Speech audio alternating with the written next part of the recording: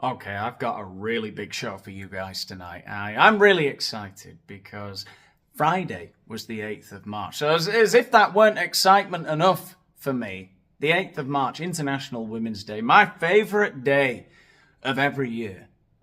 Every 8th of March, I get all dressed up and I go out. I join in all the protests, like a good citizen.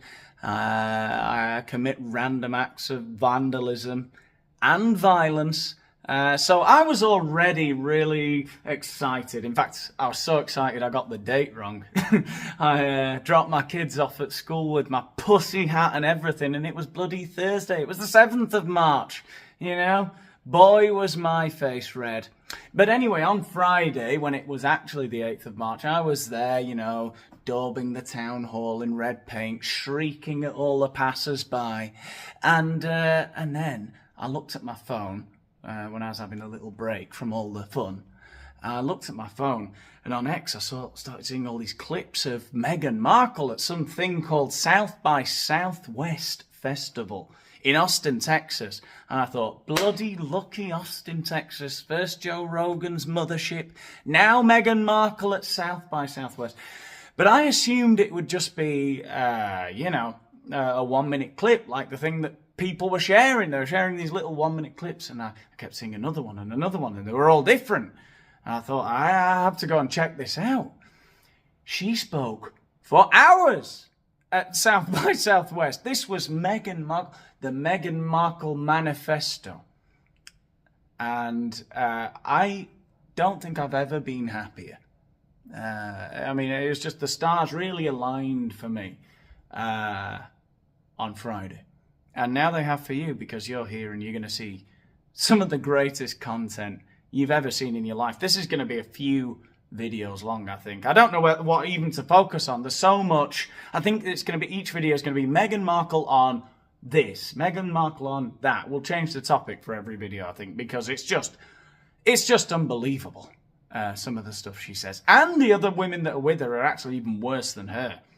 Brooke Shields, God knows what's happened to her. I thought she was actually, before they told me it was Brooke Shields, I thought it was, it being International Women's Day and all. She's massive, is what I'm trying to say. She's really tall. I thought, who's that woman? It was Brooke Shields. So, anyway, point is, you're going to love this. Let's get into it.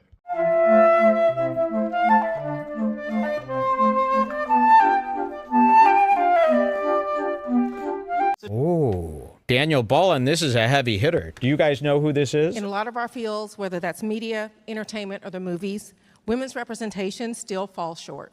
Okay, so what you're about to witness here should, if you're mentally stable, it should blow your mind. Now, hear me out here, because I don't want to sound like a hack, but what you're about to watch is a panel of 5 extremely wealthy and or successful women droning on and on about just how downright awful the world is and how it all has to change. All the systems must change from top to bottom, all whilst offering absolutely zero solutions. Also, I think it's important to add, and believe me, I do not say this lightly, I found Meghan Markle to be the least annoying member of this panel. Don't get me wrong, hear me out, as people say nowadays. I did not say she was the least dull, inane, vacuous, all the other things that Meghan always is, but definitely the least annoying. I don't find her annoying. I love Meghan Markle. She's amazing. I don't know many people who can say so much without saying absolutely anything at all. But for some reason, I love listening to Meghan Markle talk bollocks. But some of the wildly self-absorbed, and I know the term gets thrown around a lot, but really bordering on a narcissistic diatribe that these absolute hellcats were spewing out all over the stage for an hour was absolutely insane. Meghan's word salad is a misdemeanor next to these absolute war crimes. Yesterday, the Gina Davis Institute and the advocacy organization Moms First released a report that your foundation, Archewell, supported. Sorry to stop the video again so soon, but I've got to say this. Why are Archewell always tagging on to things like that? The forever the flea on the ox. Oh, how hard we've worked ploughing the fields. Examining the cultural portrayals of motherhood in television. Can you tell us about why this project interested you and what the study found? You guys will tell me if this is a good volume then. Yes? Okay. Oh! Whoa! Well, thank you. And firstly, I'm so excited to be here and to be with such incredible women. They're terrible. So much brilliance on this panel, and just an amazing way to celebrate International Women's Day. Yeah, well, each to their own. Your way's amazing too. I mean, personally, I prefer to raise hell in my local community for a couple of hours on International Women's Day. Preferably in the morning, before lunch. I get peckish and then, the altercations can turn physical. In fact, often when I've got a day of raising hell planned, I'll leave something on a low heat in the oven so that it's ready for when I get back. Ooh, a nice hot meal. So thank you all for coming to listen. Yes, as you were saying, the Gina Davis Institute and Moms First released this report, and my husband and I, our foundation, the Archewell Foundation, helped to fund it. Oh. Someone spotted the camera. Now, this might be the most basic bitch take you've ever heard in your life, or I could be completely turning your world upside down, but what is it with all these rich people and their damned charities, eh? And now, you can take this to the bank. No matter how big the Daniel Boland show gets, you will never see me funding investigations into the depictions of motherhood in the media. Nope, I'm going to keep it real. I'll always be Jenny from the block, screaming on a street corner in my pussy hat. Because I think from our standpoint, and certainly from mine, there are three key reasons why it felt vital to see the information they were going to be pulling through this report. So on a personal level, I've just always loved understanding women and our stories and our lived experiences and our shared experiences. What? Don't understand. I don't understand. So I was really curious to see what the report was going to uncover in terms of, oftentimes as women, you may agree with this, the way that we see ourselves is reflected back to us. Sometimes accurately and sometimes, much to our disservice, inaccurately. My God, I'd forgotten how much I love Meghan.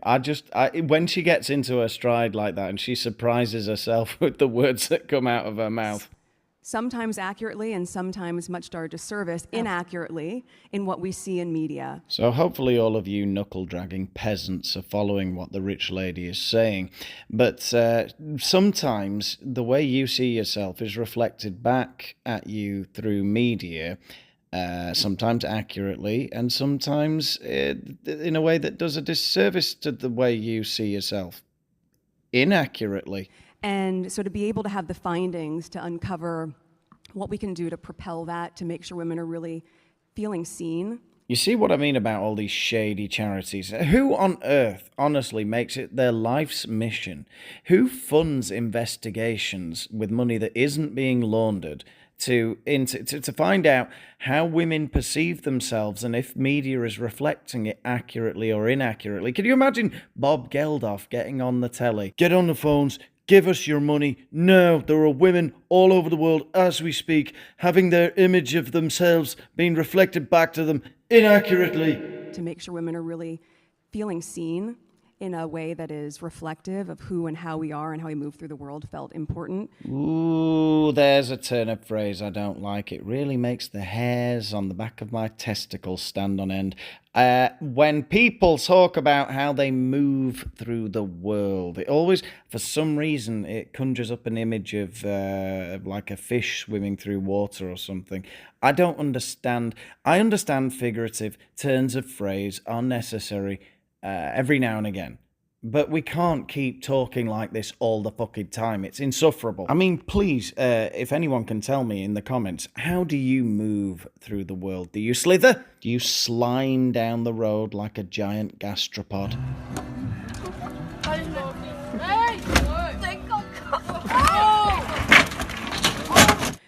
From a philanthropic standpoint with our foundation, there's obviously a lot of work to be done in terms of supporting women and moms. You can begin with paid leave and... Hello. Oh, that perked their interest, didn't it? Money. And, and just really looking at, one of the findings actually said that working moms are paid 62 cents to the dollar for what working dads are. Well, you know what you women are like with money. Hey, you can't stop a woman from shopping, baby. That's true. Women do shop.